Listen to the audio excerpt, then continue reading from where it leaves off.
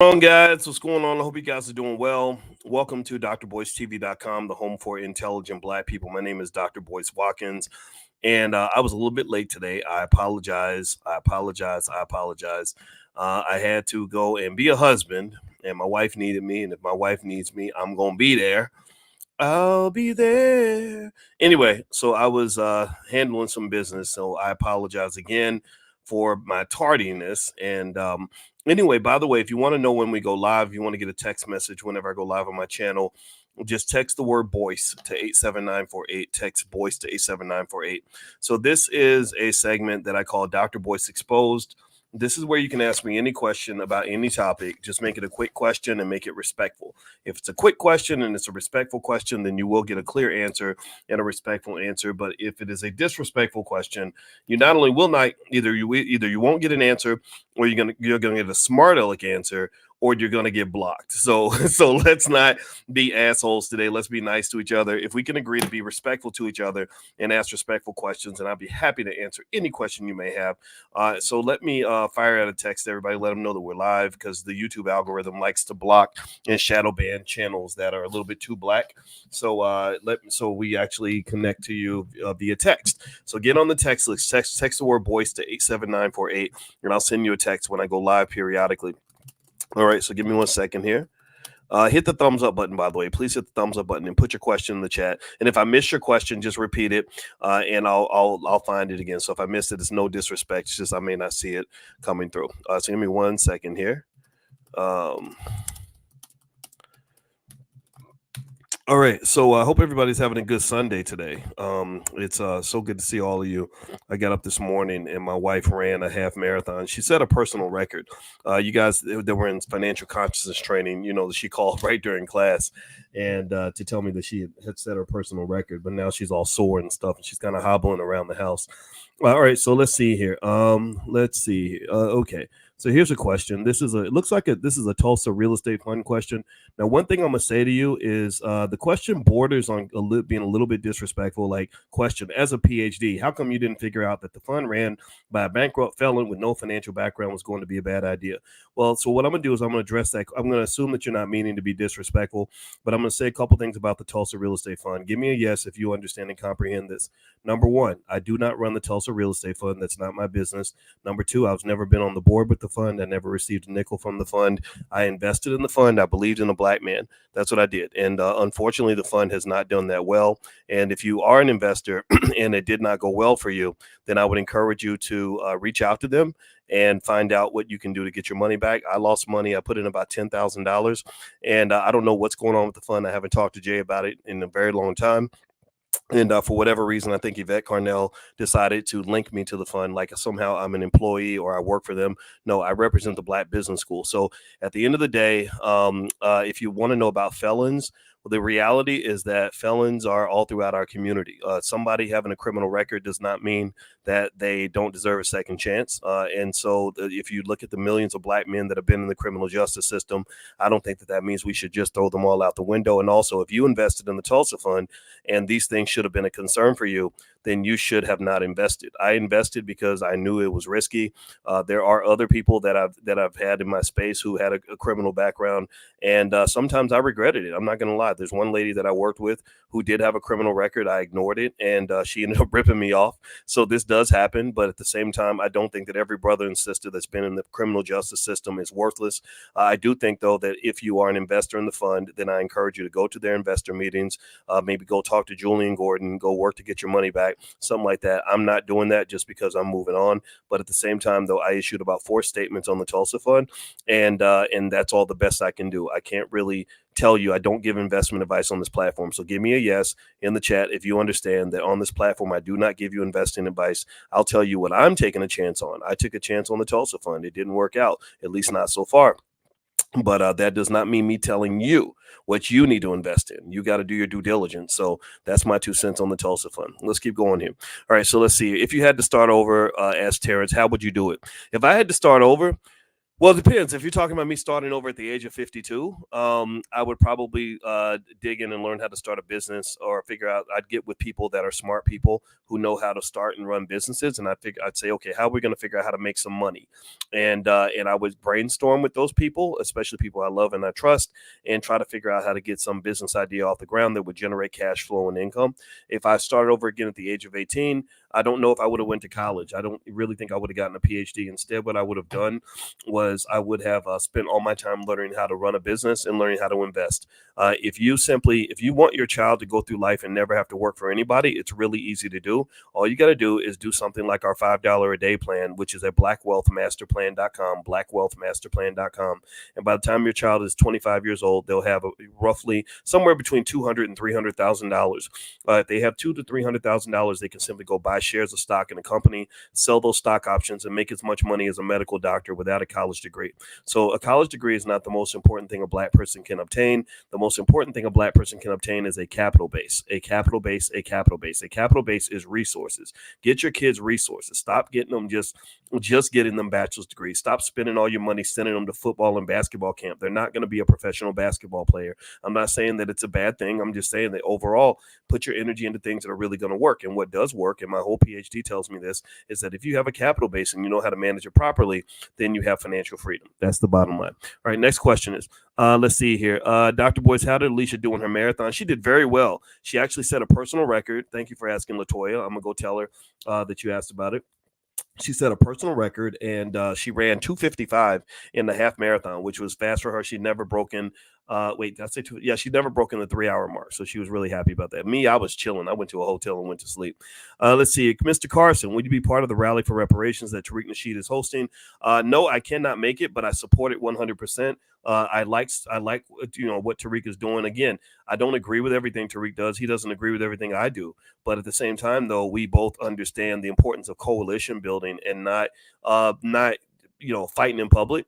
And so the thing I love about Tariq Nasheed, again, he ain't perfect. Ain't nobody perfect. Anybody out here, if you go dig in their background and try to scrap up every little thing, you're going to find some stuff that would be a little embarrassing for anybody. But the thing about it is that if you compare Tariq Nasheed's movement to, say, Yvette Carnell, the difference is that Yvette Carnell, unfortunately, was attacking all of her potential allies. Why would you start a movement for descendants of slaves and attack Dr. Claude Anderson? Dr. Claude Anderson is the GOAT of this. Dr. Claude Anderson is one of the biggest names in this space. Why would you attack him? I mean, can't you attack a white guy, a racist white guy? Can't you go attack somebody in the Republican Party? Why Dr. Claude Anderson? Why attack Farrakhan? That doesn't make sense. That's strategically dumb, right? So Tariq is, at least he's strategic enough to know that if he has a disagreement with me, which we've had disagreements, we handle that in public.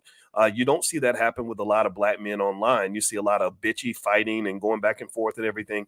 And some of that, it just happens or whatever. But at the same time, I support what he's doing. I would support reparations. I'm a big believer in reparations. I will not vote for any politician that does not support reparations. And that's where I stand. This is not me telling you who to vote for. This is just me giving you my 2 cents. All right. So let's see. Heavy is asking, what do I think about AITX stock? I don't have it in front of me, so I can't really comment on any particular stock right now because I don't have any information in front of me about the stock. However, we do Stock Market Tuesdays. And if you go to drboycestocks.com, that's drboycestocks.com. Every single week, I put together a list of stocks that I curate and share with the students in the Black Business School. So feel free to go to drboycestocks.com if you'd like to do a free trial. All right, let's see here. Let's see. VT says, I'm not trying to be mean. Thanks for addressing. Well, thank you for saying that. I appreciate that. I can answer any question as long as we act like grown-ups. That's it. If we're grown-ups, then that's cool. One thing I don't do is I don't do the internet chatty patty petty, like just self-destructive nonsense. I don't do that. Look, if you think that maybe I made a bad call with the Tulsa Fund, then join the club. Shoot, I know I made a bad call. I had to explain to my wife why $10,000 disappeared, right? And that's a reality. But at the same time, I just happen to not feel that I don't really. I kind of feel like if you have something to say about the fund, say it. Well, do one. If you have a video, if you want to do a video about it, do one video. Do a video, talk about it, get pissed off or whatever, express yourself, and then move on to something else. Build something better. Show me what you're doing. Don't do 80 videos about what another person tried to do, and when they apparently didn't succeed at it. I don't think that's productive. I think that that's a whole nother industry of really player haterology. I call it player haterology or Negro naysayerology, where you've got a whole industry of Negro naysayers where they'll do 8,000 videos about the same topic, and the reason is because they're not building anything, they're not creating anything. All they're doing is they're begging for money. They're scamming people too, because they're begging for money for their YouTube channels. They're taking people's money, giving them nothing in return except a bunch of drama, a bunch of immaturity, and a bunch of nonsense. So that's a type of scamming also, in my opinion. You're begging people to give money to your YouTube channel by putting out the same repetitive nonsense over and over and over again, and you're not giving any people anything that they can build on, anything that's positive, anything that they can grow from. You're just simply sitting back, throwing mud at people, and somehow that becomes entertaining. And I get that, but I don't participate in that. I think that's all silly. Next question. Let's see here. Outside of investing, what areas of the Black community can we work on to be prepared for the future? Well, you know what, Charles? That's a great question. I'm going to say, Mr. Honeycutt, that education obviously is at the top of the list. I think culture is important. I think that Black health is important. I think that we got to think about what we eat. We also need healing. We have a lot of undiagnosed, untreated trauma in our community. And that's the reason that my wife and I created the first ever Black financial therapy department in the Black Business School. And we got together with the best therapists we could find to help to heal our people. Because as John, my brother, what's his name? Oh, I know. He was on the Breakfast Club this week. I forgot his name. Jeez, I can't remember his last name. But John something. I like him a lot. I like him. I interviewed him one time, and he was talking about how all of our lack of healing causes us to just behave in crazy, erratic ways, and it affects our wealth and our income. It affects our quality of life. So I think that we need to work on our physical health, our mental health. Think about what we're eating. Think about what we're putting in our mind and in our body and our soul. Also, our relationships suffer because of the undiagnosed, untreated trauma. If we fix these things, I think that we can become better people for each other. So that's my belief, and we can be better for our children. I feel so bad for Black kids sometimes, to be honest with you, because I feel really bad for them because they're coming in this crazy world and they've got these really goofy, immature parents who break up before the baby's even born. And so this baby's trying to navigate a complex, racist, terrible world with a lot of economic inequality, educational inequality, and they don't even know what to do. So you're literally throwing your children out to the wolves because you refuse to sit down and do the work of a grown-up. I'm not a fan of that. Next question. Issa says, as a 33-year-old father of four who's fallen into the state of being a stepfather to a woman who generates no income, is it okay to leave her and build on my own because she is draining me financially? Woo, that's a heavy. Whoa, man. Okay, Issa, you win. Heavy question of the day. Thank you for your honesty. Okay, 33-year-old father of four. Okay, so you are a father of four, so those are your four children.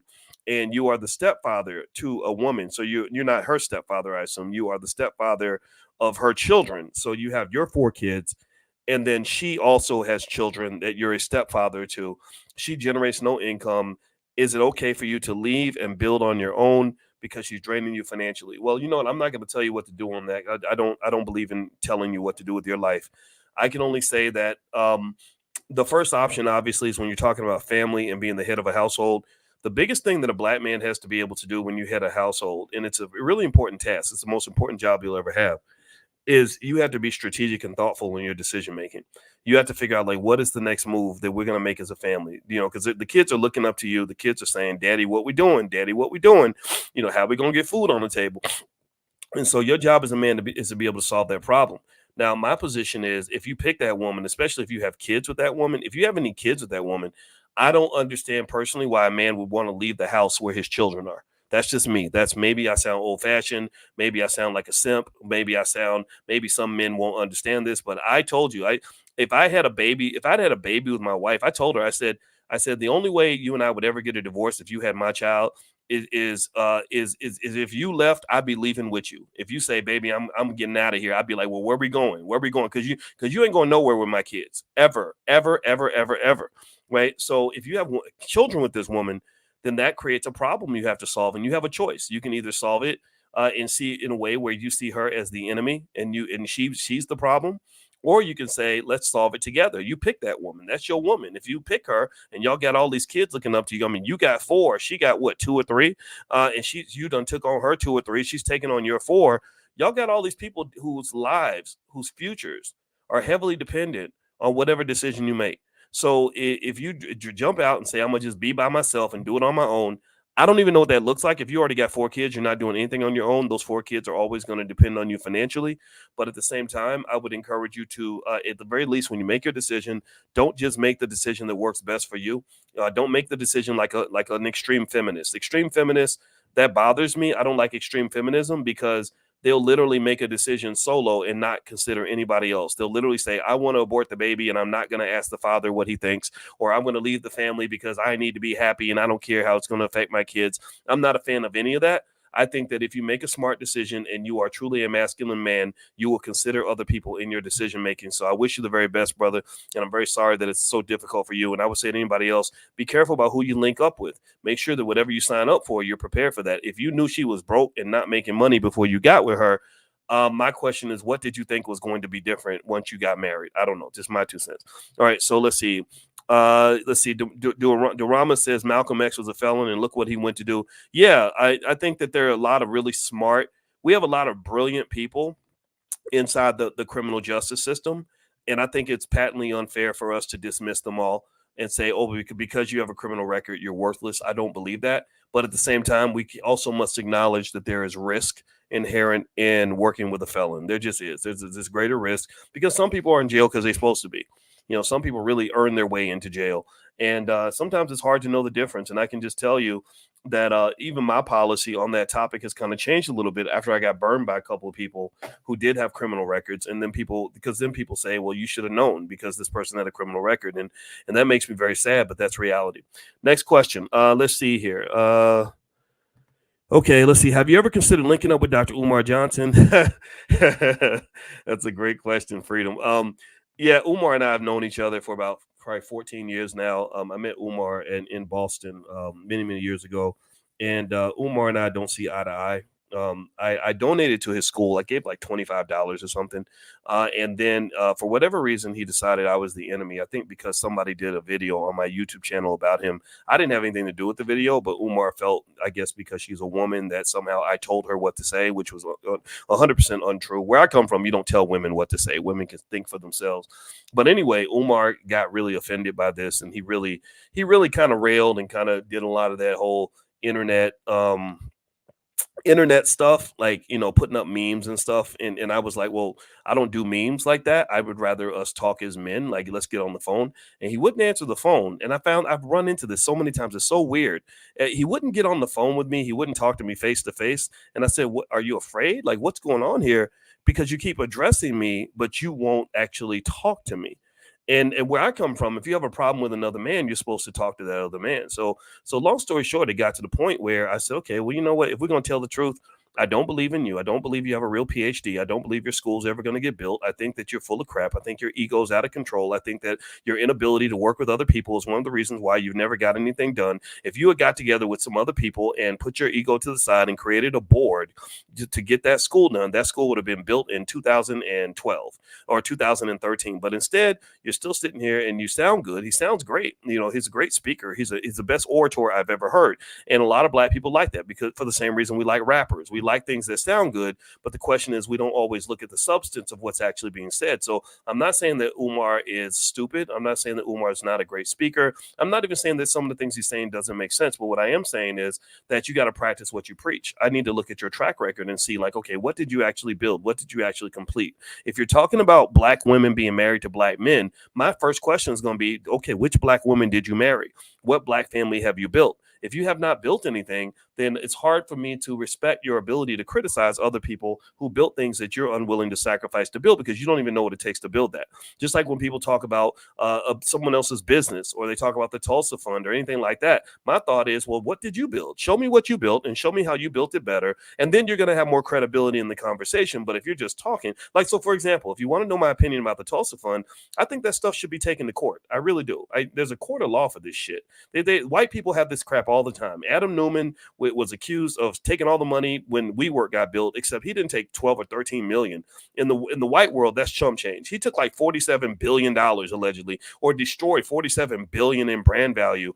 And they didn't argue it back and forth in the internet streets. They didn't try to gossip about each other. They literally just went to court. That's what you do. You go to court. Business disputes happen all the time. You go to court. So my position, when people ask me like, well, why aren't you bitching and complaining about the Tulsa? I'm like, because making YouTube videos doesn't do anything. That's not like going to court. So you go to court. In fact, I got people. One guy slandered me on the internet. He said I stole money or something, which I did not do. And so I called my lawyer. I said, okay, let's get some information. Let's take it to court. I'm not even going to talk about it. I'm going to talk about it once the lawsuit is filed. That's what grown men do. So that's my 2 cents. That's what I believe. And that's what I'm sticking with. All right. So next question here. Let's see. I heard about your option trade offer today and want to join for the discounted price for today, but I want to know if this course teaches day trading. Great question, SGT. I don't really get into heavy day trading. I don't. There's a little bit of day trading that does happen in the Prime program, but really it's more so focused on a more conservative strategy built around the idea of saying, okay, what does it look like to purchase some shares of stock and sell options on that stock to generate income, and use things like the collar strategy to minimize your risk in your investment and to calibrate each week to make sure that your portfolio is protected. That's pretty much what the focus is. And there's other things, right? We cover every single type of strategy, from straddles and strangles and butterflies and condors and everything else you want to know about options. But generally, the big kahuna, the thing that I love the most, is the idea that you can literally, with a nice capital base, generate a 6-figure income just by selling your stock options every week. This is how I make my money. I have hundreds of students that are doing the same thing. This really does work. This is not hocus pocus. This is just simple stuff that I learned in my PhD program. And where I add value is I can help you, I can let you guys know what I'm doing with my portfolio as we recalibrate the risk every week. So if you are interested, feel free to take a look. Go to drboyceprime.com. That's drboyceprime.com. Okay, King Style says, glad Doc is doing a Q&A again. Is that King Style? Is that my brother from Call of Duty? What's going on, brother? How you doing, man? Yeah. I have a bunch of buddies I play Call of Duty with. I'm gonna tell you, I have a secret life. I have a secret life in the metaverse and in VR. And so the 2 secret lives I've been building that are so much fun is, one, I got a MetaQuest, and MetaQuest is so much fun. I love MetaQuest. I didn't get the Apple thing, the Apple Vision Pro. It didn't make sense that it cost so much money. It was way too expensive. So I got a MetaQuest, which is like just $200 or $300, and my wife got it for me, and it's the best gift she could ever give me, because you can have awesome meetings in VR space. You can play. I play golf every day, and it got me back into golf. Before, I'd stopped playing because playing golf it's time consuming and it's expensive. You got to spend hundreds of dollars, spend the whole day to play 18 holes. I didn't have that kind of time, but now I can go play golf for 20 minutes, do 18 holes, and then get right back to work. And it feels so real. I love it. So I'm big on my MetaQuest. I love that. In fact, at some point, maybe I'll teach a class in the metaverse or something for fun. And then also, I love getting together with the homies and playing Call of Duty. I think King Styles is one of the killers. I'm okay. My friends, they tolerate me, but I usually bring up the rear. Like, I'm kind of like, if you remember the Chicago Bulls, I'm kind of like the Luke Longley of the team. Like, I can grab a rebound and maybe score 2 points a game. But then I've got other buddies that are really good, and it's really, really fun. I love it. All right, so let's see. Next question. Let's see here. Doc, we all make mistakes, learn and move on. I agree, Michelle. And what's funny, what's interesting is I moved on from the Tulsa thing, but because people kept asking me about it, at first I was just like, I already addressed that 2-3 times. And then I just left it alone. And then people were like, well, why don't you address it? I'm like, okay, let me just, every now and then, if it comes up, I'll answer a quick question about it. And that's really it, because I just don't really understand. I understand the harping on it. I think that what's going on is that there's a consistent concerted campaign to just kind of keep the conversation going forever and ever and ever. And I don't think that that's productive. Nothing's being built. Nobody's benefiting from this. If the Tulsa money is gone, it's gone. I mean, maybe you can go to court, and the only way you can get it back is through court or through law enforcement. So to me, if you go to court or law enforcement or whatever the case may be, do that. But also remember this: most of the people commenting on the fund are people who were never going to support anyway. So even if everything had been done perfectly, they still wouldn't have jumped in. They still wouldn't have helped. And that's what you got to know the difference between. You got to know the difference between the people that are legitimately working to make things better versus the people that are sitting there just waiting for something to go bad so they can talk about it, so they can beg for donations on their YouTube channel and give people no value in return. All right, so let's see. Next question. My name is Corey. Says, hey, Doc, can you get started in cover calls with $500 to $1,000 and build from there? You can. but your income would be capped. $500 to $1,000 is a hard capital base. When you're talking about selling calls, you definitely have to use margin, and you have to be extremely careful. And you're really not talking about a substantial amount of income. One thing that we do talk about a lot in class is how to build your capital base. So a lot of students are building their capital bases by working with relatives, maybe having investment clubs with people that they are friends with, people that they trust, and maybe someone else says, "Hey, I've got $30,000 sitting over here in my 401k that isn't giving me any income. If you take your skill and you help me to generate some income and show me what you're doing, I'll give you a percentage of the money." So that's something that people have done. You have to be really careful though to make sure you don't actually become an investment advisor or create anything that sort of could be compared to a mutual fund. But I've seen a lot of investment clubs get formed where everybody makes money, because what happens is that sometimes you have people that have a lot of the money, but they don't want to do the work and they don't know what to do. But then you have somebody that's willing to do the work, that knows what to do, that doesn't have the capital. So sometimes you can get together and pull that capital together. And I can just tell you, point blank, period, literally, if let's say, for example, I got together with my relatives and I was able to somehow raise, let's say, $50,000. And then I could go get margin on an app like Robinhood, and then I could go buy me some shares of a company. I don't know, like say a Coinbase or something, and I could buy like let's say 300 shares of Coinbase, or let's do 400 shares for $91,000. Like right now, I could literally make money off that right away. Like on Monday morning, I could literally go out and sell those calls for like $4.45 a piece, and literally generate weekly income of $1,700 a week. What's $1,700 a week? Well, $1,700 a week, if you do the math, this is real stuff. This is not hocus pocus. This is not what if money. This is like real money. People in the class are making this real money like right now. This is really happening. Some of them are in the chat. Say something if you're in the chat. That's $88,000 a year. That's $88,000 in extra income per year. Now, if you were to go and Google, I talk fast because I get excited. When I get excited about something, I talk fast. So please forgive me. But anyway, if you were to look at the average income in America, we did something yesterday where we were talking about what is the average income in America by age and by race. Not many Americans make over $88,000 per year. Let me see. What is the average income in America? The average income in America, I'm looking it up right now. I believe it was like, I think that at the peak, it was like 65,000, but so they're saying here though that the median income in the United States is 75,000 per year. So either way, whether you believe it's 65 or 75 or whatever, process this. Like I just gave you an example where a person with access to a little bit of capital can literally create an extra $70,000-$80,000 a year and make this money without any work.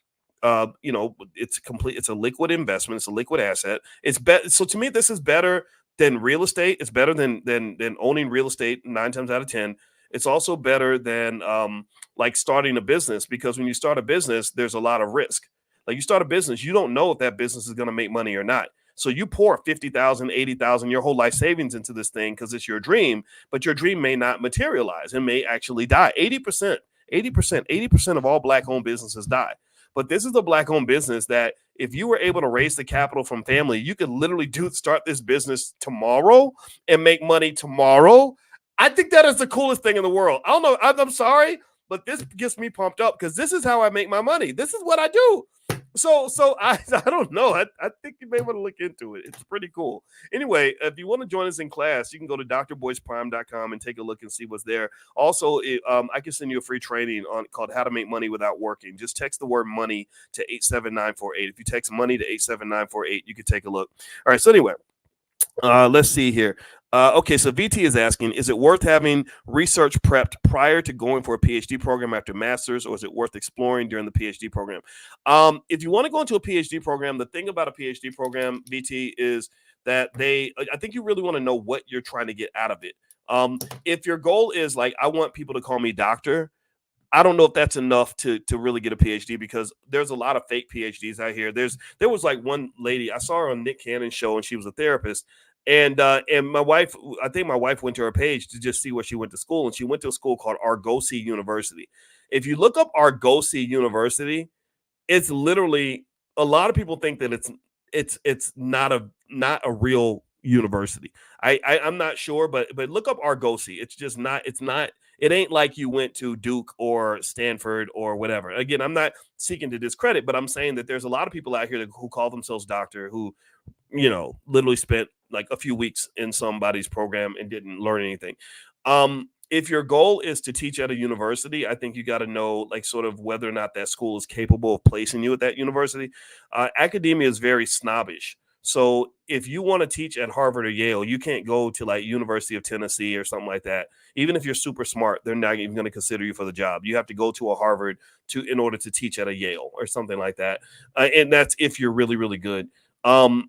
The other thing too, in terms of research, I think that having some idea of the area that you want to do research in could be beneficial, because what's going to happen is that the professors and the faculty are going to want to know what you're interested in, and you're going to want to know what they're doing so that you can make sure that what you're doing fits with what they're doing. So don't go into a PhD program where you have an interest in something like, I don't know, artificial intelligence, and there's nobody in the faculty that wants to do artificial intelligence.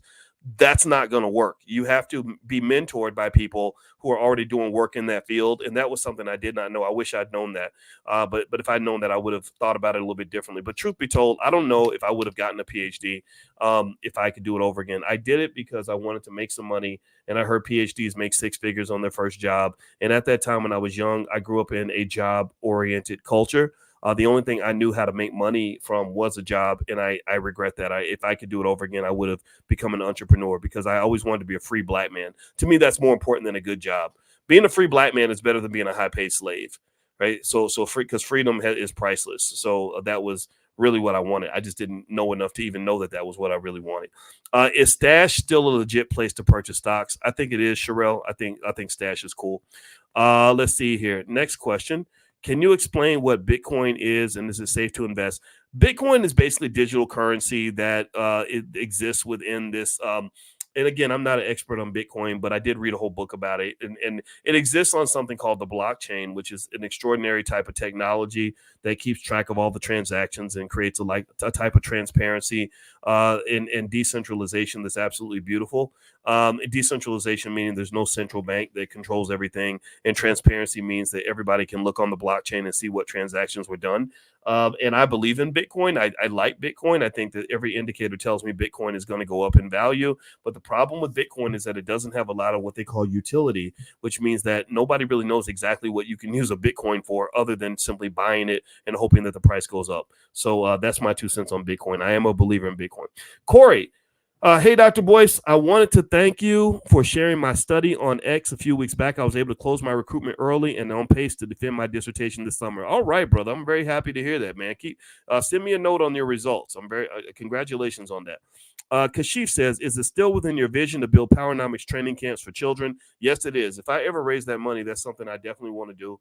I pitched it to Kanye West. He didn't quite see the vision, but maybe somebody else will. Kanye has a lot of money. He's not broke by any stretch. I saw his money. I saw his books in extreme detail. I sat on the phone with his accountants for 45 minutes, and they explained every single thing, all the way down to his divorce with Kim and all kinds of stuff. I had no idea why he was revealing all this to me, and we'd only met each other a couple of days earlier.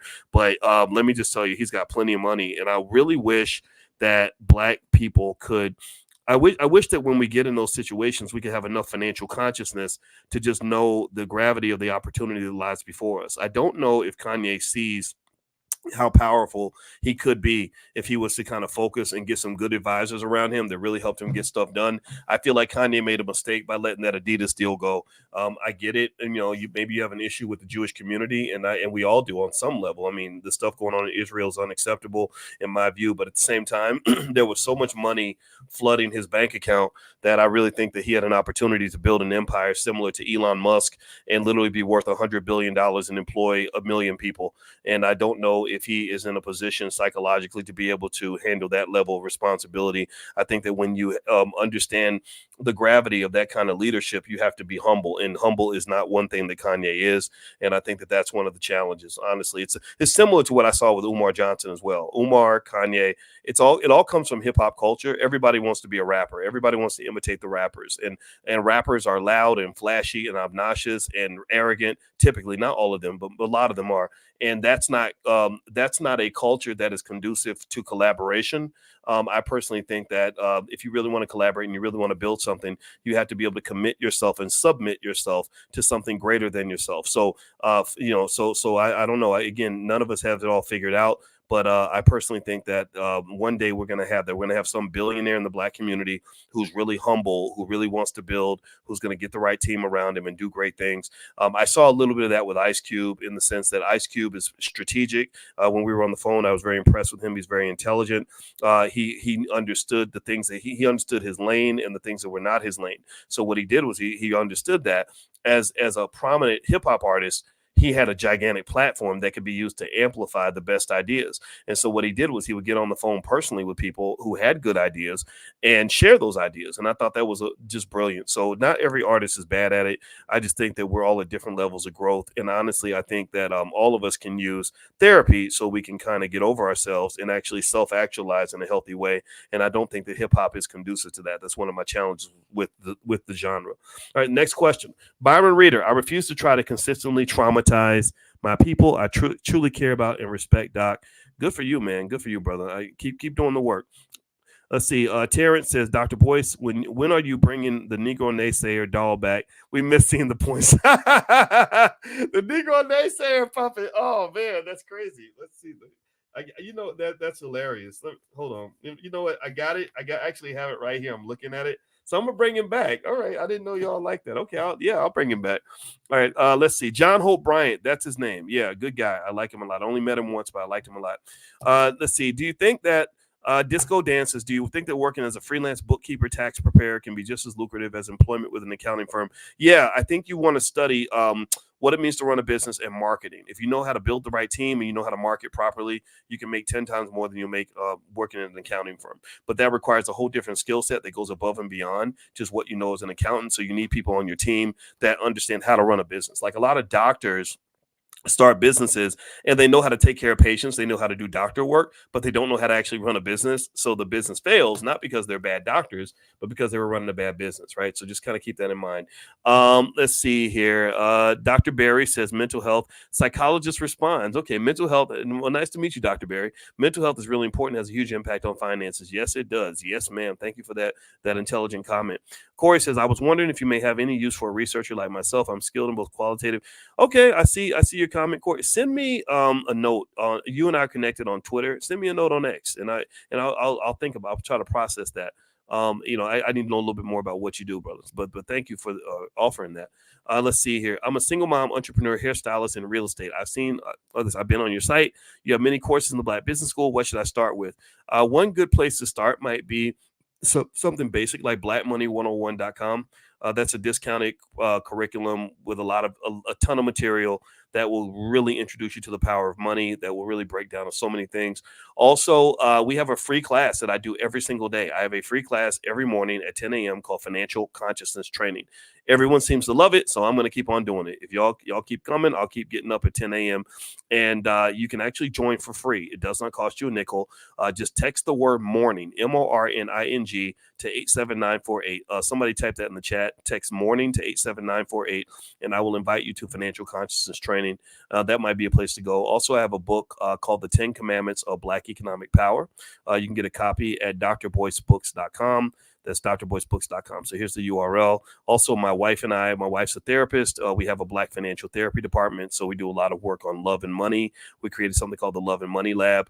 A lot of relationships become train wrecks because of financial problems, like the brother earlier that mentioned that he's about to walk away from the whole family because his wife doesn't make any money. Well, we're here to kind of help with those sorts of issues because I think that a lot of us deal with financial stress in our relationships. And what people don't always remember is that there are books on this stuff. There's research done on this. There are appropriate techniques that you can apply, but you got to go get the information. You have to take action. So feel free to go to drboycebooks.com. We have stuff in the areas of love and money.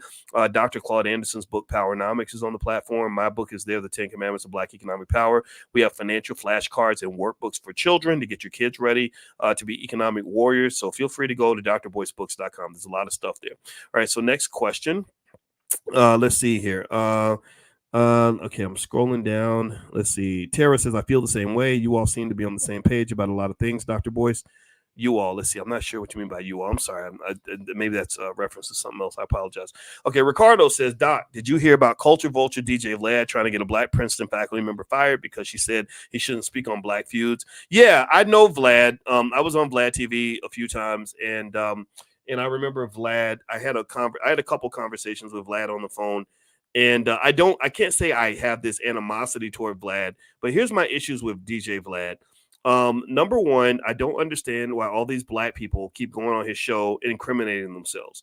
I'm not saying that you should have did whatever dirt you did, but if you did the dirt, don't let your thirst for internet clout cause you to do something ridiculous like snitch on yourself, because that stuff gets used in the court of law and people are going to prison over that. I'm not a fan of any of that. I think that's kind of silly. It's very immature. It's a reflection of how he dangles attention over washed up hip hop artists and people that are looking to somehow monetize their old glory days from the 1990s by telling all these stories that really should probably be left to the annals of history, right? There was that one guy, I don't know if this was on Vlad or not, but remember the guy that did all the freak offs with Diddy, Aaron something? He was a singer. I don't know if he was in the group Guy or maybe I'm getting them mixed up. I don't keep up with R&B singers, but there was one guy who's like, yeah, me and Diddy got together and we was having sex with all the women, and cause I got a big old blubbity blopping and I effed them up. And I was like, bro, why? I mean, don't get me wrong. It was nasty. It was gross. But why are you out here just putting it all out on the internet? Like all that. Now you're going to get tied up in all this nonsense with Diddy. I'm not saying you should have did it, but maybe you should have left that in your past, right? Instead of trying to be this old man trying to relive your glory days where you were just some sort of freakaholic or something. I think that was silly. So Vlad is a platform I don't want to go on anymore. I do think that the Culture Vulture allegation, it's interesting because I spent a lot of time with Damon Dash, who has a big issue with Vlad, and he called him a culture vulture all the time. And I didn't disagree with Dame about that at all. And I still remember one conversation I had with Vlad. This is a shout out to Damon Dash on one level. So Vlad called me. I reached out to Vlad once and I texted him. I said, yeah, Damon Dash and I are doing this thing called Intelligent Boss Moves, and maybe you might find this interesting. And Vlad calls me and he says, I want to talk to you about Damon Dash. And I said, oh, really? Okay. So what's going on? He said, well, Dame, you got to be careful with Dame because he openly, publicly cussed out Harvey Weinstein in a restaurant, right? And at that time, this was before Harvey Weinstein became the Harvey Weinstein. This was before all the allegations and when he got arrested and all that. So apparently Damon had seen Harvey Weinstein's behavior around women and really went off on him in public. And I remember Vlad kind of warning me, like, you don't want to hang out with a guy who would attack somebody as important and as powerful as Harvey Weinstein. And so it turns out Damon was right, because the rest of the world eventually found out what kind of person Harvey Weinstein was. And so long story short, I think that Vlad is a guy that really is able to profit from the desperation of black entertainers for attention, and also take advantage of like these traumatic and terrible experiences that we've had.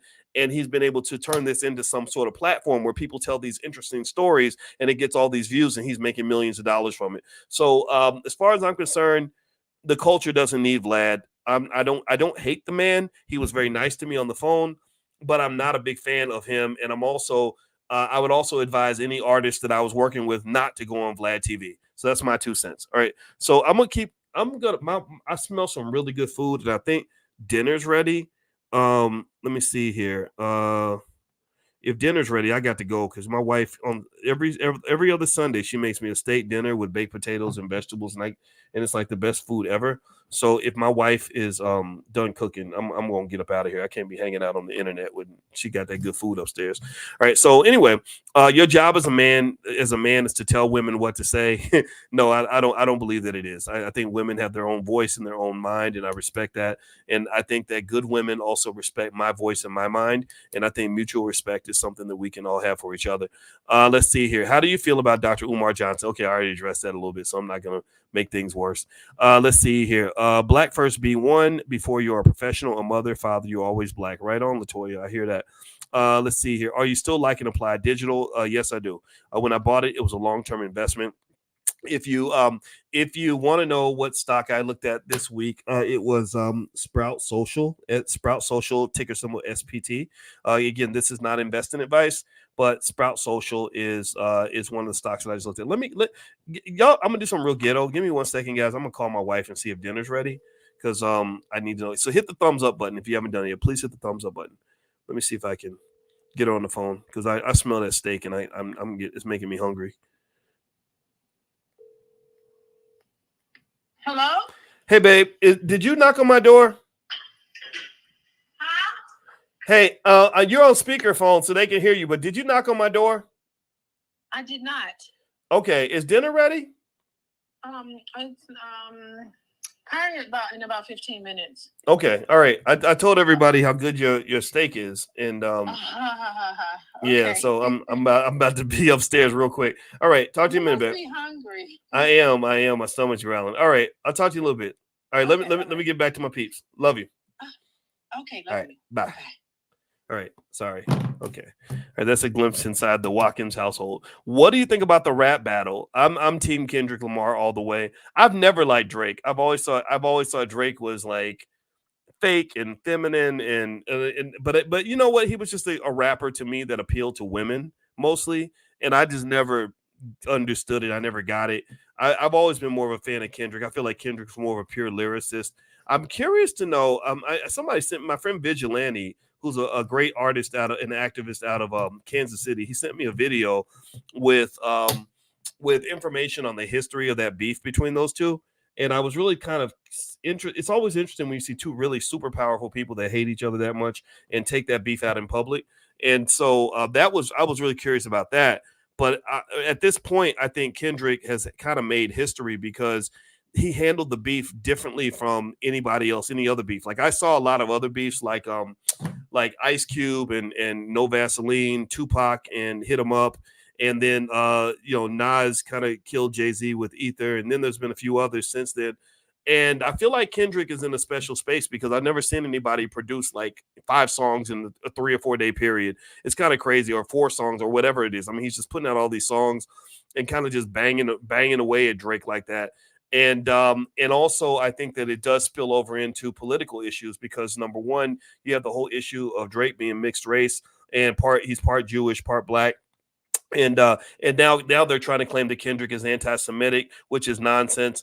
Because remember, Drake, if he's supposed to be so Jewish, then why is he using the N-word in his music? He's using the N-word a lot, as if he's black. And I personally think that if someone were to be offended by what Kendrick says about Drake's Jewish background, we should be equally offended by the fact that Drake has consistently used the N-word in his music. I wish all the rappers would stop using it, but whatever. And then also I would say that Kendrick is more directly connected to the part of the culture that I can understand and connect with. I saw a picture of him with Louis Farrakhan. I'm a big fan of Farrakhan. Drake could never take a picture with Farrakhan because Drake is Jewish. So I'm curious to see how it plays out. Vigilante thinks that Kendrick might be getting rope-a-doped. He thinks that maybe Drake is going to come out with some sort of response or whatever. I don't see it, but then again, whatever. And I'm gonna tell you personally, from a personal standpoint, I'm a much bigger Kendrick Lamar fan than Drake anyway. All right, so let's see here. Next question. Colette says, I'm still learning options and I'm nervous to start. Will I be able to start options trading, which is $4,000? Yes. Which stocks would you start with if you have a small amount of money? If your goal is to make money buying options, that's more speculative. You can really do that with a lot of different stocks. If your goal is to sell options, then maybe something like, Marathon Platforms or maybe Affirm or something might be a good place to begin. Just be really careful. Remember safety first. And also remember when you invest, there's always risk. So just be really thoughtful about that as you make your next move. Let's see. How do I feel about the war overseas? I hate it. I hate war. I think that they're going to get us caught up in World War III. And I hate the fact that we spent $100 billion funding wars that ain't got nothing to do with us. I really don't care. Whatever they got going on in Ukraine, Stop trying to trick me into somehow thinking I'm supposed to take Ukraine's side in a war that ain't got nothing to do with me, because you got business interests in Ukraine, and that's why you're defending Ukraine. It ain't got nothing to do with right or wrong. It ain't got nothing to do with the American people. It has to do with these corrupt politicians and the financial interests they have in these other countries.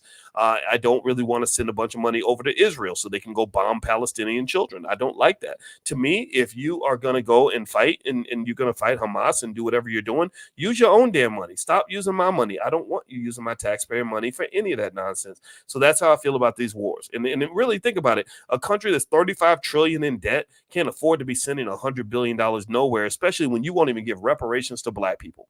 You won't even give a nickel toward reparations, but you're going to give all this money to Israel, which has the support of the Jewish community worldwide, which controls so many different financial properties around the world. They control Hollywood and banks and everything else. Why do they need our money? Why are you making donations to rich people? That doesn't make any sense to me. I don't get it. I do not get it. So let me keep going. All right. So it's swing trading you're talking about. I don't know what that means. SGT. I'm sorry. I don't get the question. King Style. Okay, says yes, it's me, Doc. Okay, good, brother. I look forward to seeing you online at in Call of Duty. Let's see. Sean says you misled people. You're talking about the Tulsa Fund again. I issued a statement about the Tulsa Fund. That is not my company. Jay Morrison came on my platform like hundreds of other people did. I supported his business like I supported thousands of others. I supported all the suspects in the whole Tulsa thing. Julian Gordon, I supported him extensively. I supported Yvette Carnell extensively. I supported Antonio What's-His-Face. I used to support him. So a lot of the people that are criticizing me for supporting Jay are people that I supported. So I support Black-owned businesses, even though I know 80% of them fail. Also, I've always told you extensively that I do not give investing advice on this platform. Also, I've mentioned to you that the Tulsa Real Estate Fund is not my business. I'm not on their board. You will not find any contract anywhere that states that I am somehow a member of that fund or received a nickel from that fund. I invested $10,000 because I saw Nipsey Hussle supported it. So when I saw Nipsey make the remark, I respect Nipsey. So I said, you know what? I'll put $10,000 in. Also, it failed. I was disappointed because I really like the Black House. And so at the end of the day, whatever nonsense you're coming with to somehow connect me to that thing, that's BS. So you cannot put that toward me because there is nothing there. There is no secret smoking gun. So you can either believe the facts or you can believe the nonsense. It's totally up to you. I'm moving on. All right, next question. Derek says some Jews say anti-Semitism mutates. I think that's nonsense. Do you agree? You have to be careful about talking about this stuff, Derek, because I really think that there is mass control of the media and propaganda and everything else. And it's real. It's it's going to get to the point where they're going to pass laws where basically say that any criticism of Israel is going to be defined as anti-Semitic. That's where this is all going, because they did a study where they showed that 93 out of 100 senators all took lots of money from AIPAC, which represents Zionist interests, and I don't know how to get around that. I mean, this is the power of money. This is when we talk about financial consciousness and money and how money moves our society. This is a perfect example. If you want to understand when people do things that don't make sense, like send $100 billion for wars that the American people don't even want, it's all about the money. The congressmen and the senators, they support their donors. They don't support you. That's why, and people get mad at me when I say voting. I think voting, for me, it's a bunch of BS because they're not serving the voters. They're not serving the voters. They're serving the people that paid for the voters. They're serving the people who gave them money to market to the voters. Do you understand? If a company gives me $1 million to buy advertisements to get these little sheep to come vote for me, I'm not going to serve the sheep. Why in the hell would I serve the sheep? I'm going to serve the sheep herder, because the sheep herder is the one who's going to make sure you get into office, not the sheep. The sheep just follow the crowd. The sheep just do what they're told. So that's why I have a big issue with the whole voting system, and I get criticized. Well, you are telling Black people not to vote, and I'm not saying that. I'm not telling you what to do. I'm just telling you what I see. I can't make myself dumb enough to believe that stuff actually works because there's no evidence. You can't show me any evidence that it works. All you know how to do is get mad. That's it. All people know how to do is just get mad at you and talk crazy about you because you disagree with what they're saying. I'm like, okay, after you get out of your feelings and you stop being mad, show me some facts. Show me some evidence. Show me some logic. That's what I pay attention to. Let me keep going here. All right, let's see here. What class do you offer that teaches you to make $88K? You can go to drboyceprime.com, or if you text the word money to 87948, I can send you a training I did called How to Make Money Without Working. And that's kind of an introduction to what we do in the Prime program. So text the word money to 87948. All right, so let's see here. Next question. Stock options class. Oh, there we go. Okay. Thank you for answering that question, DJ Mega. I appreciate you. EJ Kane, that as well. I'm a member of the Blexicon team. Blexicon? Like Blexit? We are starting smart communities with renewable energies and crypto. Nice. We want to start our own crypto exchange. Good for you. Good for you. Keep me posted on that, EJ. That sounds really cool. Let's see here. Elhaj says, how can we build Powernomics hubs throughout the country? Are we able to do that collectively or individually? Maybe at the All Black National Convention, we can brainstorm on some ideas on how to get that done. I'd like to do it. But if I do it, if it becomes a fundraising venture, I would rather not have it be something where it's like I'm saying everybody give the money to Boyce Watkins and let's do that. No, I want to appoint a board, which is the way I think Umar should have done his school. I think that's the way Jay should have done the Tulsa Fund. I think that boards are better, and because I don't want that power in my hands. You don't want your movements connected to one person. You want your movements connected to an idea or to an entity. Right. So, for example, if I ask you, well, who are the Black leaders? You would say, some people might say Al Sharpton and Jesse Jackson. Some people may say somebody else or some Negro they saw on TV or some politician or whatever. But if you say, who are the Jewish leaders? Nobody knows who the Jewish leaders are. There is no Jewish version of Al Sharpton. There's AIPAC. It's an organization. They have a board. They make decisions as a group, like the Israeli War Cabinet. Sure, Israel's leader is Benjamin Netanyahu. But there are a lot of people behind the scenes pulling the strings who are not out begging for attention. So all this attention seeking, like this idea that I got to be the man, I got to be number one, I got to be the most important person in the process, that is incredibly counterproductive and horrifically immature and really a reflection of low spiritual development. Because that need for attention, that really is a reflection that you haven't evolved enough, that your ego hasn't been served enough, that you could put your ego to the side for the purposes of a bigger mission. And I really think that that's the challenge.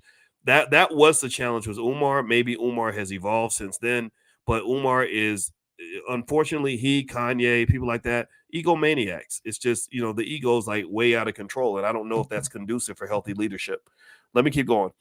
Next question. Dr. Boyce, will Black people take control of the music industry? Probably not, Morpheus. I don't think so. The music industry, hip hop is not a Black-owned business. Hip hop is a white-owned business with Black actors.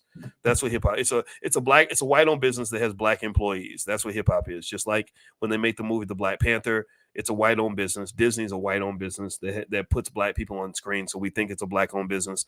And we talked about that this morning in economic consciousness training, where I was explaining to you that there's a difference. Like if I put a puppet in front of you, a person who's not conscious or who doesn't know how things work will literally look at that puppet and really think that puppet is the one that's talking. They'll think the puppet is the one making decisions, and they don't realize they know the puppet is really a puppet, and the puppet is not, the puppet's being controlled by somebody else. So long story short, I would encourage you to really understand economics well enough that you can understand the difference between an entity that has Black faces on it versus an entity that's really run by Black people. Like, for example, if I went to a prison and I didn't know anything about how prisons run, I would walk through a prison like the one I saw in Detroit, and it looked like an HBCU. That prison literally had, nothing but Black men all throughout the prison yard. So I could easily walk in and say, oh, of course Black people run this place. Look at all the Black people here. But I didn't see the warden. I'm not seeing the people that are actually making the decisions. I only see the people that are the commodities of that entity. So Black people are healthy commodities. We are great consumers. We are excellent employees. We can be the renters and whatever, but for the most part, and the customers or whatever it is, but we're not typically positioned in each other to be the owners and the controllers of things. So rather than seeing all these entities with Black faces that are run by white and Jewish people, I'd rather see entities with white and Jewish faces that are run and controlled and owned by Black people. And that requires us to develop our own ownership class of people. And this is what I talk about when I talk about the talented 10th or intelligent Black people, or people that are investing for their children and giving them the right kind of education at an early age. You have to groom them for this.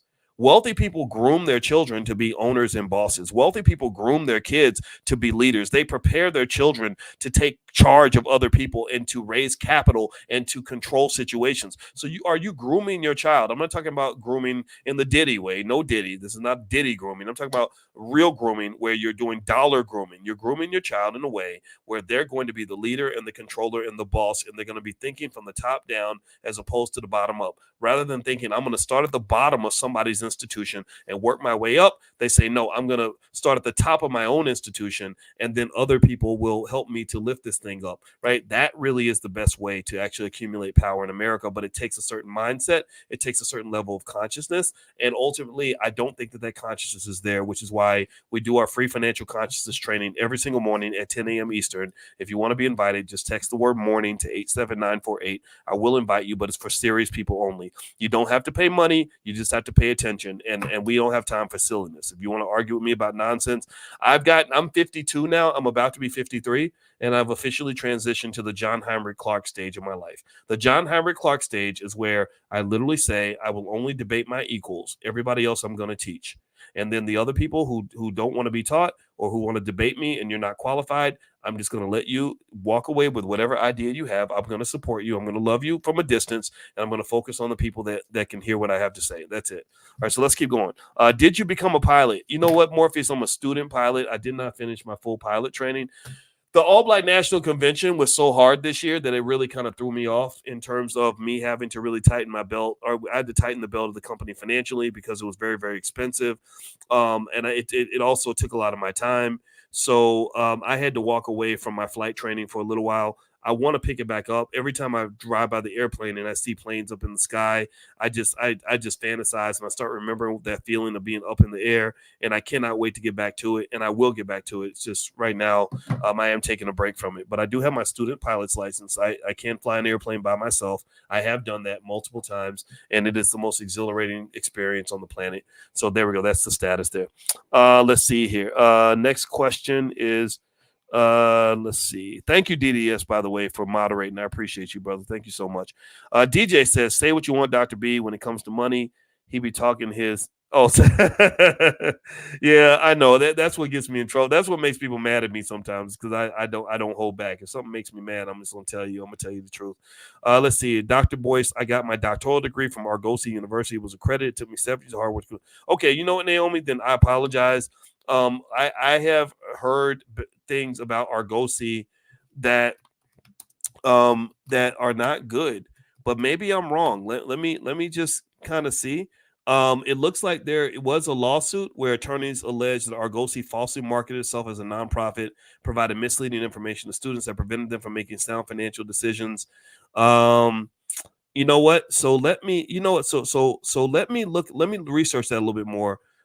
They said here that you can get rid of your federal student loans you borrowed to attend Argosy through something called a closed school discharge. This means you won't have to pay back the loans you took out to go to Argosy, except for PLUS loans. So it sounds like Argosy, what happened here? It collapsed and it closed between 2017 and 2019.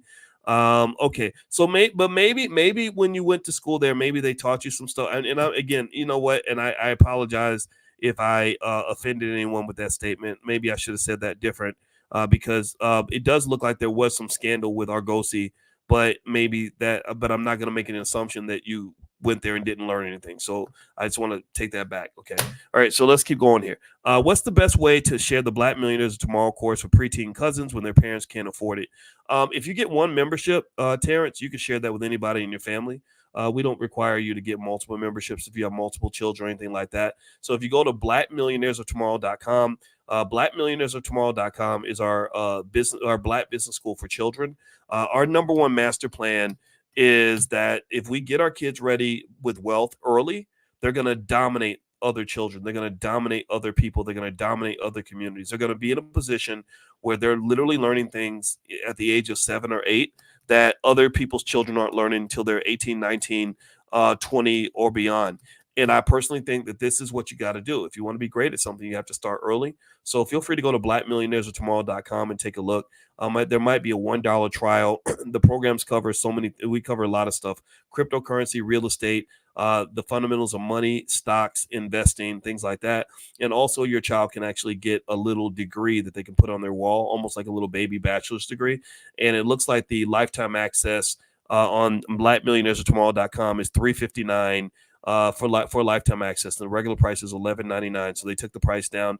So feel free to go to blackmillionairesoftomorrow.com, and there's also a monthly fee of $59 a month. So if you want to sign up one child, you can actually bring multiple children through that one membership. And I guarantee, the guarantee we give you in the Black Business School is that if your child does not have a financial literacy level that exceeds the average college educated adult, and you don't agree with that, you don't believe that, then just reach out to our team at support@theblackbusinessschool.com. We will give you 100% of your money back. So you have a 30-day 100% money back guarantee. So feel free to go take a look. It's blackmillionairesoftomorrow.com. All right, let's see here. Next couple more questions, and then I'm going to bounce on out for tonight. Let's see here. Why didn't you and him come together and build something? You talking about Umar Johnson? I tried. I called the man about 10 or 15 times. He never answered the phone. So I don't know what to do with that. I've tried. I mean, everybody that's ever had a disagreement with me, I've always tried to call them, but for some reason it's really weird. Like Kwame Brown, for some reason, hated my guts and did all these videos about me. I never watched them, but I said, gosh, it sounds like I must have hurt his feelings. So I tried to reach out with him, try to connect, and tried to talk to him. We went to a conference to speak, and I said, let me talk to him. And for some reason, it didn't happen. I don't know. Am I that intimidating? Do I scare people? Because I didn't know I did that. Let's see here. Next question is, let's see here. Hey, Doc, did you get my email about the cheap vacant cost of lots for sale in Saginaw, Michigan? I wish I could say I did, Derek, but unfortunately I get 1,000 emails a day, and I found the email is the ultimate time waster. So I honestly don't check my email very much. But if you email support@theblackbusinessschool.com, they can get stuff to me. But just to be honest with you, if you send me stuff, it just kind of make it quick, just because we're really trying to get stuff done here that really is going to make a difference, and we don't have a big staff. So I have to be really efficient with my time. So it doesn't mean I'm trying to be rude. It's just I'm trying to be focused, because this time is not going to last for long. I mean, it's 2024. Pretty soon it'll be 2030. It'll be 2035, 2040. And then eventually our time will be up. So I want to make max impact before I die, before we're done. Right. And that's how I think every single day. So honestly, I don't spend a lot of time on the phone. I don't waste time on BS. I'm not going to sit and argue with you over something stupid. I'm either going to tell you what I think and walk away, or I'm going to let you think whatever you want to think. But at the end of the day, I think we got to be productive. I think productivity is one of the keys to success. That's what I believe. Let's see. Latoya says, hey, Dr. Boyce, you spoke earlier this week about merging finances. Is your opinion about today's relationships where women need to just keep a just in case fund to keep them safe? Does that break trust? I don't think it breaks trust. I'm a fan of, I don't think marriage has to mean that you lose everything that makes you unique as an individual. I just personally think that it should be okay to have his, hers, and ours. That's it. If you want to know what me and my wife do, we did sign a prenup because we both have money, and we're neither one of us are predators. So, I'm not trying to take what she's got. She wasn't trying to take what I got. And that was a conscious decision, right? If one of us had been super broke, it would have been a different conversation, right? Because then I'm living off of what she got, or she's living off of what I got, but we didn't have that problem. But then also, she's got money that is hers, and I don't even know what's in that account. I can't go in it. I don't know. I can ask her about it. Now, if we get a divorce, the lawyers, would require her to reveal all assets that are in her name, just like I would have to do the same. That's by law. So you can't really technically hide money from your partner. You can't really do that. Maybe if you put it in a briefcase in the closet or something, but for the most part, you really can't do that legally. So, but I believe that it should be okay to have your little something, something where you do what you want with it. And then he has his little something, something. And then you have the money that comes together to pay the bills as a family. Why is that so complex for people? I don't get it. And then also, I'm going to tell you like this. All these conversations, all these arguments people have about, 50-50 or, should I pay $300 to go on a date, and why won't she go to the Cheesecake Factory, and all these other things, or I can't afford to take care of them kids, and I can't feed the kids and you. Just all these conversations literally get easier if we focus on one thing, and that is how we learn how to make more money as a community. If you have more money, then you stop thinking with a scarcity mindset. Scarcity mindsets come when there's not enough for everybody. So yeah, I'm gonna fight you over the last piece of food if there's not enough food to feed everybody. But if we learn how to work together or find some way to produce enough food for everybody, then you have one less thing to fight about. So I just will tell you, I really think that we should put hyper focus on learning how to make money. Literally making money, getting money, figuring out how to capture money. That should be something our kids are taught early. Our kids are literally sent to football camp, and 99.9% of them are never going to make a nickel playing football. But parents will spend more money sending their child to football camp and basketball camp. That little 5'8" Negro ain't never playing for the Lakers. Why in the hell are you putting all that energy in the basketball camp? I'm not saying don't do it. Fine. If his little short ass want to play basketball for fun, let him play basketball. I did too. But this idea that we put more energy into things that are not going to benefit our children as adults has to stop. It is crazy. Because then they get older, and the little boy, he done learn how to throw a perfect spiral with a football. He can run a 4.4 in the 40-yard dash. He knows how to shoot jumpers from half court. But the little Negro ain't never learned how to make a dollar. He don't know how to take care of a family. He don't know nothing about how to go out here and get money and succeed in a competitive society. And then he ends up on the internet complaining because he dated a girl that wanted him to go to White Castle's 2 times, and she ordered an extra cheeseburger, and he thinks she's a gold digger. They go digging holes. You take them out to get a burger, and they act like they too good to eat at White Castle. They wanting to go to Cheesecake Factory and stuff. If the boy had been taught how to make money, he wouldn't care about little things like that. I'm not making fun of anybody that's in that struggle. I'm not making fun of that at all. But what I'm saying is, imagine if that boy had spent all that time he spent on the football field and spent the same amount of time learning how to invest. Or what if his parents had cared enough to buy as much for him in stock as they spent on stupid toys at Christmas and Air Jordans and iPhones and all this material stuff? What if they had also, every time they bought him an iPhone, they bought him some Apple stock? So now he's 25 and he's sitting on $150,000. A young man sitting on $150,000 doesn't care if his woman wants to go to the Cheesecake Factory or not. He does not care if he's got to feed 2 people instead of 1. He doesn't care if she brought her best friend and he's paying for the meal for everybody. Because when you are a man and you have enough money, you want to support other people. You want to be generous. At least I did. When I was broke, yeah, I would be counting my nickels, when the check came. But when I had money, I'd want to pay for you and pay for your friend. I want to pay for you. I don't care if you are a woman with children, because paying for children is not hard to do. I like children. Black children are cool, right? So I just really think overall that these petty issues over money, these low vibrational goofball conversations that we have to have about money, would disappear if we spent more time focusing on learning how to make money as opposed to learning how to have sex, smoke weed, or watch BET, or play basketball, or rap, or twerk, or whatever the hell people are doing when they're not spending the time learning things that are actually going to add value to their lives. There you go. That's my rant. I'm done. Next question. How do we get more? Let's see. Durama says, how do you get more Black men interested in skilled trades? As in my presentation to them, I think that we need to talk more about the trades, because college is not for everybody, and people in the trades are doing extremely well. There's a lot of opportunities in the trades, and there. By the way, my wife just told me the food is done, so y'all know I got to go, because her when she makes that steak dinner, that makes me fall in love with her all over again. A beautiful, sexy, intelligent woman who can cook her ass off, and she got a lot of ass to cook off. That is a dream come true. Let me just tell you that. So shout out to all the sexy Black women that know how to cook. All right. Anyway, so with that said, though, my belief is that that trade should be discussed more often. Too many of our kids are coming out of public school with absolutely no skill to speak of. They're not prepared to compete in the world, and it's showing up in a lot of horrific ways. And I personally think that it's up to us to facilitate those conversations in whatever spaces that we can. And I know in the Black Business School, we tried to start a skills trade program. We literally spent a whole year working on this deal with someone. And then at the last minute, something went wrong and it really bothered me. I wish we could have finished that, but we're going to try again. We're going to try again because I am a big believer in the trades. I'm getting tired of having to hire Mexicans whenever I want to get a job done. I want to hire Black people too. All right, so let's see here. Doc, I miss when you used to say, if you're not Black intelligent, you may want to get the fuck out.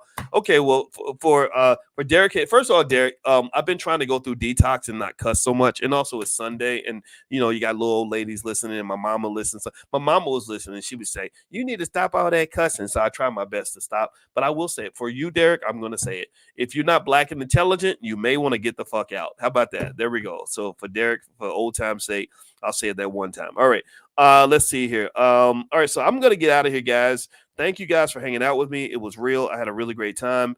And if I did not get your question, I apologize. I'll do another one of these. I tend to do them on the weekends. So I'll do another one soon. And also, if you want to join us tomorrow for financial consciousness training, just pull out your phone, text the word morning to 87948, text morning to 87948. And then also, if you text money to 87948, I can send you that training, how to make money without working. I think you're going to like what you see. It's really good stuff and it does work. That's how I make my money. So it maybe it'll open your world into something that can actually put more money in your pocket. All right, guys, have a good night. God bless you. Thank you so much for listening. And I will talk to you guys soon. Take care. See you soon. Peace.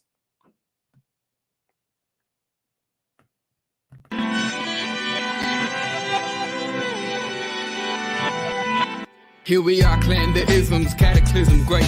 Our people out here struggling, trying to make it in this state. Everybody out here doing it, but we the ones who late. Now family, we the ones who gotta delegate. Get that money in the power, never be fake.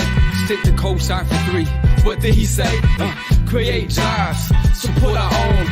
Educate the same and buy back your home. Got 3 degrees, triple 10. 3 PhDs, now we on the CNN. DBTV, let's talk about negligence. Ignorance is bliss, but we can turn it to intelligence. Believe none of what you hear, half of what you see. Let's break it down here on Dr. Boyce TV. Here we are.